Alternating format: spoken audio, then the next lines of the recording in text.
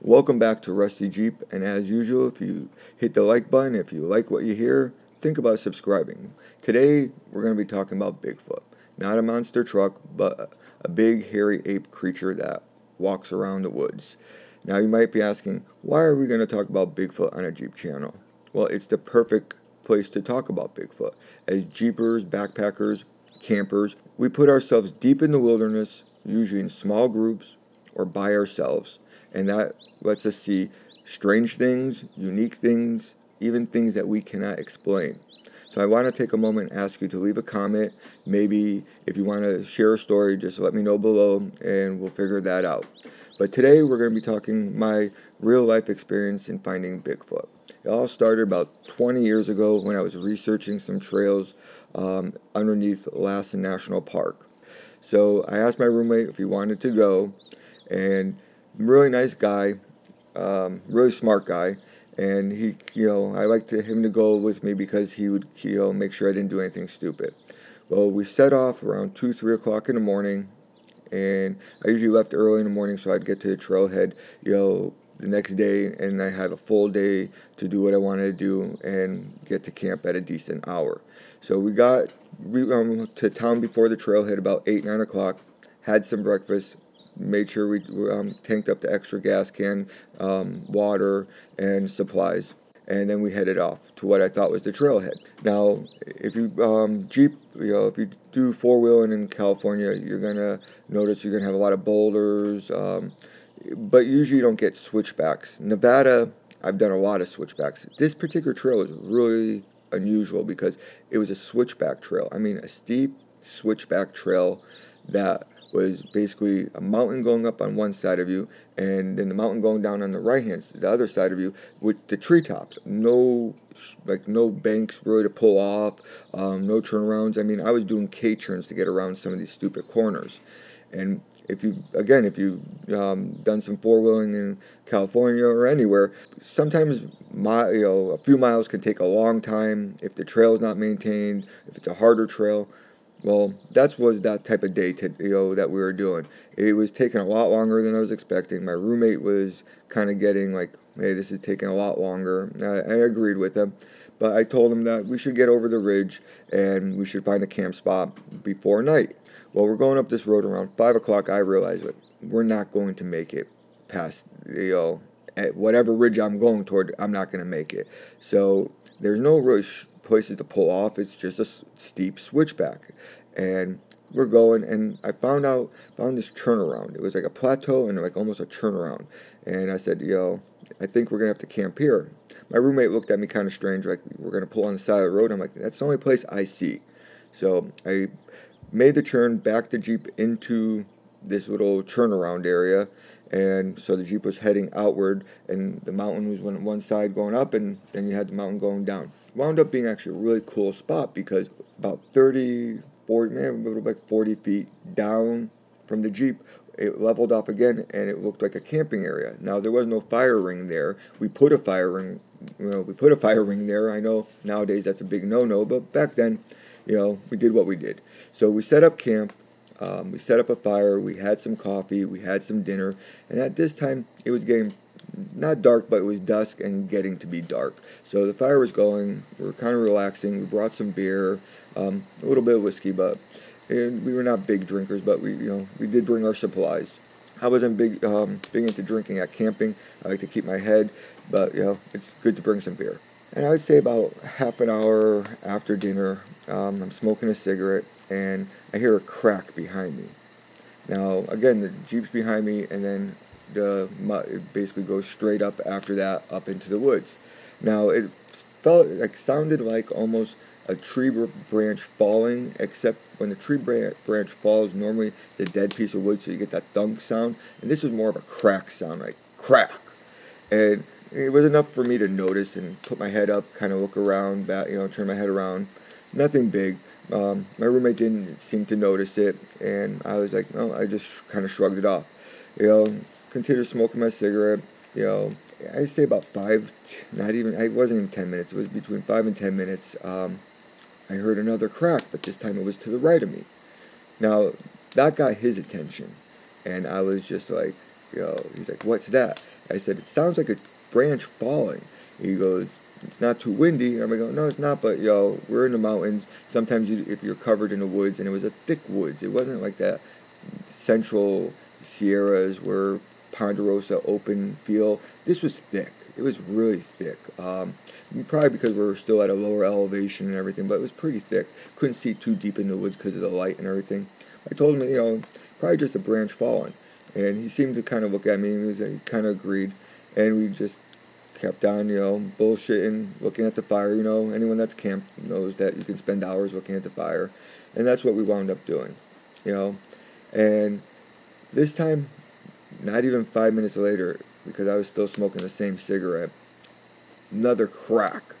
But this time the crack happened in front of us. And this time it was loud. I mean, you almost, you had that reverb feel to it, like crack. And now we're sitting on this little plateau area. The fire is going, so that gives you a little bit of that blindness. But we're trying to look down the woods, and he looks at me, and he's like, that's not a branch falling. I go, doesn't sound like a branch, but I go, it can't be a bear. I don't hear any grunting. We're not hearing any rustling. I'm not really worried about mountain lions in this area, even though they're there. I have more issues with mountain lions in the desert, and that's a whole different story. But I was like, I don't know what it was, but, we're both alert at that time. Now, at that time, I put my cigarette out, and I'm thinking in my head, I'm like, man, I hope this thing, I hope I don't hear anything to the left of me. Not even before I finish that thought, smack, right to the left of us. Now, the trail, you got to figure, we just came up that trail, and I'm looking down, you can't really see down the trail, but it was right there. Now, that time, my roommate looks at me, and I look at him, and I'm usually the calm one, but I could see he was kind of freaking out, and I wasn't feeling too happy either. I said, look, man, I think something's circling us. I heard us, the first snap behind us, then to the right of us, in front of us, now it's to the left of us. I mean, it went down the mountain, and I'm like, dude, it's coming up the mountain. Something's circling us. Now, we're in the middle of nowhere on a trail that no one is using. Back then, we didn't tell anybody where we're going. We're just, so you could think what's in my head. And I'm like, look, worst case scenario, if something happened, we'll jump in the Jeep, put the lights on, hit the horn, scream, whatever we have to do, make as much noise, and we should be okay. And he kind of looked at me, kind of calmed down a little bit. Now, keep in mind, my Jeep had half doors, no top. It wasn't protecting us, but it made us both feel better saying it. So I'm looking at him, and I just realized I don't have my machete on. Now, I usually carry the machete behind the driver's seat next to the roll bar. It was a weird habit I had, but I brought machete pretty much anywhere, and anytime I went out, there was a machete back there. I'm like, look, I gotta go get my machete. And he looked at me, he's like, I'm like, don't worry, it's just up the hill, I'll go get the machete, I'll be back. We'll both feel better if we have at least something to defend ourselves with. If it is, now at this point I'm thinking mountain lion. I didn't want to tell him that because of the other incident, but I'm thinking mountain lion. I'm like, fucking mountain lions. So I start, light a cigarette, my Courage cigarette. I get up, he gets a little bit closer to the fire, and he's looking at me, and he had that, like, I'm gonna look at you go up the hill type of look, and so he scooted a little bit so he could see me going up the path to the Jeep. I walk up to the Jeep, and when I got to the front of the Jeep, I did that. Look around. We all have done it one time in our life, like look around, see if anything's there. I did the look around. I didn't see anything. I walk to the back, like to the door, grab into the back of the seat to get the machete. I look up, and I'm staring right at a fucking giant redwood. And you're like, redwood? What are you talking about? I'm talking 36 inches to 40 inches wide. Now, you got to remember, we're on my Jeep's parked, and the hill goes straight up. So it's brush, and then this redwood, and then branches. And all I'm looking at is dark woods around, and this barky redwood. That's what my brain was thinking. Like, fucking redwood? And I just froze. Arm never got to the machete, just fucking froze. Weird thing is when you freeze or when you focus in on something, I was like a bird dog. You ever see a dog pointing at a bird and nothing's going to stop it? It's just pointing. Well, that's what I was. I just stopped and I'm staring at it. I'm looking at it, trying to see what it is, trying to see if it's moving, if it's a tree, if it's something else. My brain was going like, like just what is it? Now, I was really focused. Now, it must have been like 10, 15, maybe 20 seconds, and it's not moving, and I'm not moving, but I'm just zoned in on this thing. Now, my roommate must have been calling me. I don't know, because I didn't hear. I was just focused in, which is weird in itself, because a normal person would have called for backup or called, screamed out or something. No, because I didn't know what it was. I didn't want to freak him out, and I'm like, fucking just gonna stare it down and see what the hell it is. And he's like, now I heard his voice. I heard it and it was getting louder and louder. I still didn't answer him back because I just was like looking at it. And then he starts screaming my name, bloody fucking murder. I mean, just screaming my name in the middle of nowhere in the woods, and it broke me out of my zone. I turn around, and that's what you do when you answer, and you kind of get out of your zone. You turn around, and I was like, "What?" He's like, "You okay?" I'm like, "Yeah." And I turn back, and I fucking see this fucking redwood start going up the hill. Yeah, fucking redwood had fucking legs, and I heard two crunch, and then it was gone. And I looked at it, and I just didn't know what to say. I didn't know what to do. I was just like, did I just see a fucking tree walk up the fucking hill?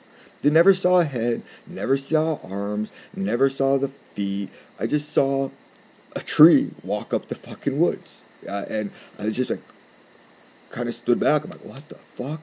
And I grabbed my machete. I walked back down the camp, and he's kind of pissed off because he's like, why the fuck didn't you answer me? I'm like, look. I thought I saw something. I was kind of trying to look at it. It was nothing there. I'm sure you're screaming, scared, whatever it's out there. Let's just sit down and listen. If we hear anything, we'll go from there. About 15 minutes later, nothing hearing. He's calmed down. I've calmed down a little bit, and I'm not telling him jack shit. The only thing I did when I got down there was just like, have a beer. I'm like, fuck this. Had another beer, let's say, and I was not going to say nothing to him. I knew the moment I said something to my roommate, he would make me pack up the camp, get in the Jeep, and drive down that fucking mountain. And I was not going to fucking drive down a switchback mountain with 2 KC lights and fucking high beams, because I was going to either crash the Jeep or it was going to kill us. And that was the stupidest thing I could do at that point in time. So we hung out for a while, I had a few beers that night, went to bed, slept with one eye open, got up in the morning, and he wanted to make breakfast. I was like, look, this trail is not what I was expecting. This is not the trail. Let's go down. Let's get the hell out of here. And let's go a regular route to Lassen. We can hang out there at a campground, maybe do some hiking, and just call it a weekend there. There was no fucking way I was going to stay up in the woods that weekend. I was like, fuck that. I'm out of here. Now, that's my Bigfoot story. Now, you might be saying, well, that really didn't see a Bigfoot. You saw a tree. I've been hiking, camping, and jeeping most of my life. I've had bears knock down tents. I've had pretty decent encounters with mountain lions. I'm not a newbie, to the wood. Whatever that was came behind me on a steep fucking grade. Walked down the steep grade in a relatively easy manner without making that much noise, made sure we knew it was there, and then proceeded to go up quicker than it went down. And then it came around and looked at us. Now, I'm not saying Bigfoot's bad, I'm not saying Bigfoot's good. All I'm saying is that thing moved through the woods like it wanted to. It took a look at what we were. Maybe it decided we weren't a threat, and it just left us alone. And I am fucking happy that it did. But that's my Bigfoot story. Tell me what you think. Leave a comment. As usual, hit the like and subscribe button. And I hope you enjoyed it. Thanks again for listening.